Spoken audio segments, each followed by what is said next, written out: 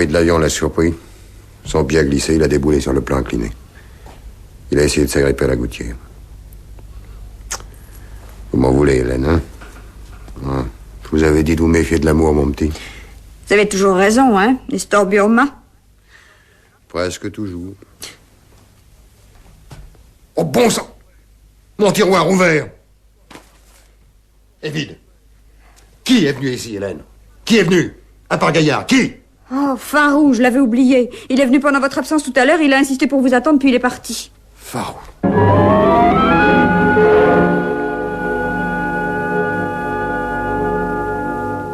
Voilà. Il va falloir prendre une décision, Lydia. Je ne comprends pas. Tu vas comprendre. Barton a bien été tué par son ex-femme. Ma sœur. Ouais, j'allais le dire. Et ta sœur. L'ennui, mon amour, c'est que tu n'as jamais eu de sœur. Jeanne Barton et Lydia Verbois ne font qu'une. Mais... Tais-toi. Jeanne était brune, je sais. En 1938. Toi, tu as de magnifiques cheveux au burn qui ne doivent rien à la teinture, je m'en suis assuré. Et voilà. Jeanne Barton, en 38, relevait d'une maladie grave. Cette maladie, c'était la typhoïde. Et la typhoïde, ça fait tomber les cheveux. En attendant qu'il repousse, elle a porté une perruque brune. Par fantaisie, peut-être, elle était si jeune.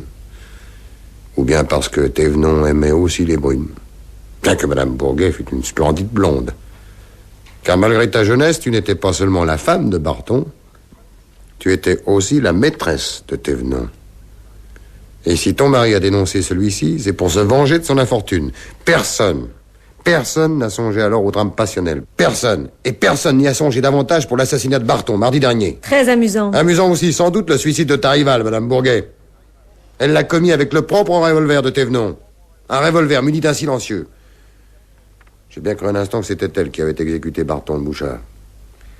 Le malheur, c'est que cette exécution n'a pas été commise pendant le bombardement, mais quelques minutes avant. À une heure que je peux te dire avec précision. À 11h moins 5. C'est le passage en rase-motte du Messerschmitt qui a couvert le bruit de détonation. Il a fallu qu'un autre avion cause ce soir la mort de Gaillard pour que je comprenne ça. Je ne voulais pas tuer Henri. Mais je voulais seulement acheter ma tranquillité. Ce n'était pas l'argent qui l'intéressait. Et on tes 10 000 francs, bien sûr. C'était l'or du Havre dont il croyait à tort que Thévenon t'avait confié la cachette. Et pas seulement l'or. Pour se venger de Thévenon, il voulait... Il a voulu, là, tout de suite. J'ai reculé, je suis tombée à genoux contre la chaise sur laquelle il avait posé son veston. Il y avait un revolver dans la poche. Je l'ai pris. Et tu t'en es débarrassé dans l'abri de la rue Lecourbe en mettant à profit la panne de lumière.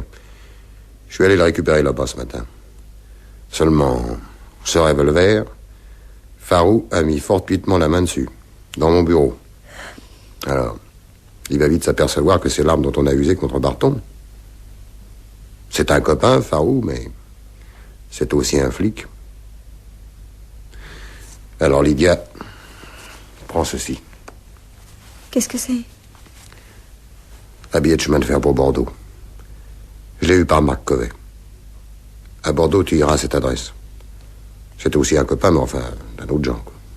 Il te fera passer la frontière. Tu m'attendras à Saint-Sébastien. Je t'y rejoindrai bientôt.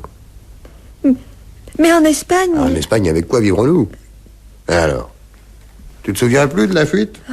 Je l'avais un peu oublié. La fuite était un petit marloupin à l'affût de combines de tous ordres.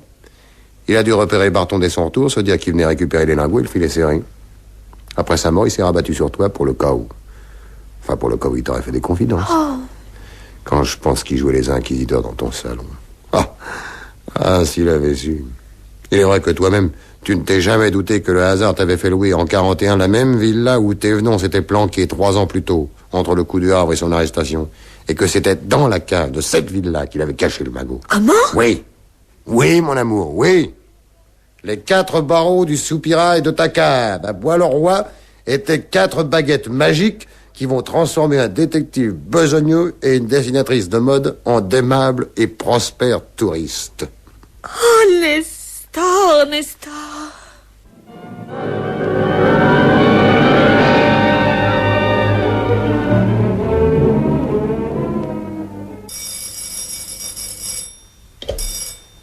Agence Fiat Lux, j'écoute. Ah bon Dieu, Burma, c'est où?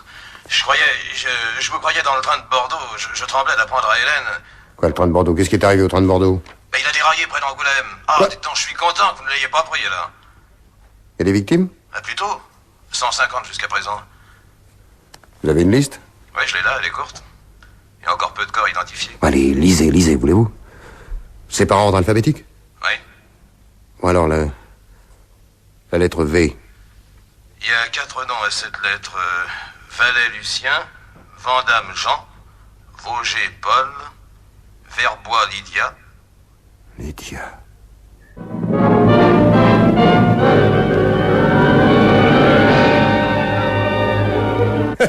Évidemment, Burma, pour l'assassinat de Barton, l'action de la justice est éteinte. Oui. Tout de même, hein, quel bougre, ah, quel gaillard. Quel gaillard, hein. Pardon? Quand il est tombé du toit, pas loin d'ici, samedi soir, que diable allait-il y foutre? Il avait en poche le 765 avec lequel Barton a été descendu. Ça nous a mis la puce à l'oreille. Et nous avons identifié ce Laurent Gaillard avec Fernand Gonin, celui des participants au raid du Havre qui nous avait échappé. Oh, pardon. Pardon, mon amour, pardon. Je me suis trompé. Le revolver, c'était pas Farou qui l'avait, c'était Gaillard. Le salaud. Le salaud. Tu es parti pour rien, morte pour rien, morte. Eh bien, Burma, mon vieux. Ah, vous êtes encore là, vous, Farou? Ben.